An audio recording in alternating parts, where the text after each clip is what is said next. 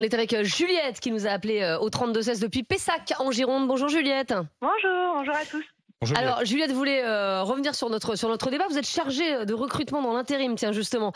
C'est une bonne ou une mauvaise idée ce plan de rentrée de Pôle emploi? Je ne sais pas si c'est une bonne ou une mauvaise, ça marchera pas, c'est évident. Bon. Parce Donc que c'est une mauvaise. toutes les propositions faites par Pôle emploi, ça marche pas.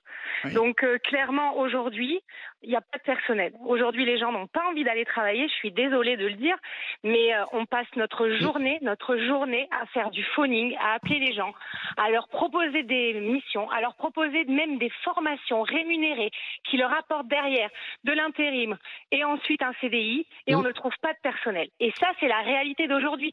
Donc les indemnités, effectivement, je vous rejoins tout à l'heure, Estelle, quand vous disiez, je gagne 1 300 € au Pôle emploi et 1 350 pour aller bosser, et bien je vais pas bosser, quoi. Bah oui, bah bien sûr. Et le problème, il est réellement là.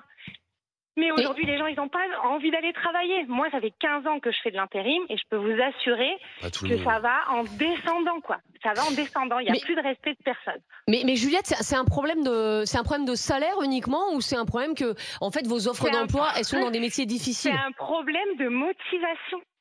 C'est un problème de motivation. Aujourd'hui, quand on veut retrouver un emploi, je suis désolée, du travail, il y en a. C'est juste qu'il faut accepter peut-être de prendre un salaire un peu moins élevé, parce que là, en plus, je vous parle en connaissance de cause, parce que c'est ce que j'ai fait quand je me suis réorientée. Ouais. Se faire connaître dans les entreprises, montrer de quoi on est capable, et ensuite évoluer au sein des entreprises. Aujourd'hui, les clients, ils vous demandent quelqu'un qui a un savoir-être. Alors oui, après, le savoir-faire, il faut quand il y a des spécificités de formation, etc. Mais déjà, votre client, il vous dit, trouve-moi quelqu'un qui vient travailler tous les jours et qui n'a pas un problème tous les jours. Et aujourd'hui, c'est ça. Le matin, à 8 heures, vous arrivez, vous ouvrez l'agence, vous avez 4, 5, 6 personnes d'absentes. Voilà, des personnes d'absence, c'est-à-dire des gens qui devraient travailler et qui ne travaillent pas? Mais bien sûr, qui vont pas, qui bossent, qui plantent la mission, qui ne vont pas travailler, qui ne s'excusent même pas, qui n'appellent pas, qui en ont rien à secouer. Aujourd'hui, les gens, ils sont désintéressés. Pourquoi? Parce que s'ils vont pas travailler, ben c'est pas grave, ils auront le complément en fin de mois de Pôle emploi. Il n'y a plus de motivation. Mais parce qu'aussi les salaires sont trop bas, c'est ce que je disais. Même si les salaires étaient plus hauts. Déjà, il y a une grosse majorité de gens qui bossent quand même dans ce pays. Et moi, je prends un exemple. Hier, je discutais avec un ami qui est serveur. Concrètement, il est en train de négocier une petite hausse de salaire qui fait pas de mal dans ce genre de milieu avec son employeur. Si demain, cette loi, elle rentre en vigueur, c'est mort, il n'aura pas son augmentation de salaire. Donc moi, la question que j'ai pour vous, Juliette, je suis d'accord qu'il y a des gens qui ne veulent pas bosser. Mais est-ce qu'on fait des lois pour une minorité? Et surtout, est-ce que ça ne vous choque pas qu'aujourd'hui, quand on bosse, on n'arrive pas à boucler ses fins de mois dignement? C'est juste ça. Quand est-ce qu'on pourra vivre dignement de notre travail? Je suis d'accord, mais en même temps, plus il y a de chômeurs, plus c'est pris sur votre fiche de paye aussi. Vous croyez quoi? Les chômeurs, ils sont payés avec qui? Merci Juliette. Ils sont payés parce que vous travaillez.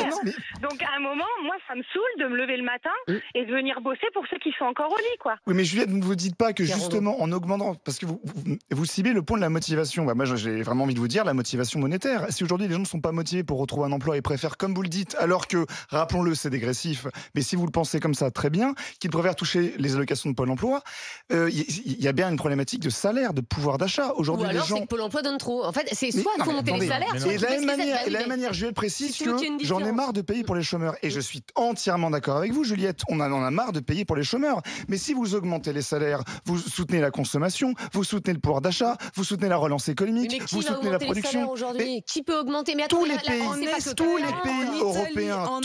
européens l'ont fait. Pourquoi pas chez nous? Espagne, Italie, Allemagne. Je veux dire, c'est pas des pays qui sont communistes. Ils le font chez eux. Non, mais si les gens vont bosser, les gens vont créer de la richesse et ça va augmenter les salaires. Arrête cette phrase. Si les gens allaient bosser. Parlons d'exemples concrets. Mon coiffeur. Voilà, un témoignage.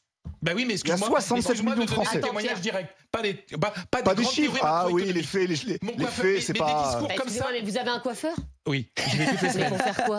Justement pour que ce soit bien propre. Vous êtes chauve. Mais oui. Mais non, mais c'est un faux. Vous m'auriez dit mon primeur, je vous aurais pris au sérieux, mais là, le coiffeur, je vous prends pas au sérieux. C'est pour ça que le témoignage, le discours de Juliette qui est parfait, je l'entends, mais tous les Ah bah jours, oui, t'es sociologue. De la part de gens qui sont de RH, sont secrétaires généraux d'entreprise, sont dans l'intérim. Mon coiffeur me dit qu'il y a 2 jours, il reçoit une jeune fille de 19 ans pour travailler. Et voilà, il lui offre un CDI, etc. Elle dit « Ah non, moi je veux pas travailler le samedi parce que mon copain ne travaille pas le samedi, je vais être avec lui. » Non mais enfin, t'es coiffeuse.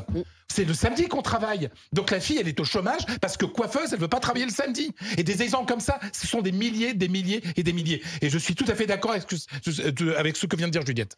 Vous voulez réagir, Pierre? Non, rapidement, moi j'ai pas de témoignage particulier.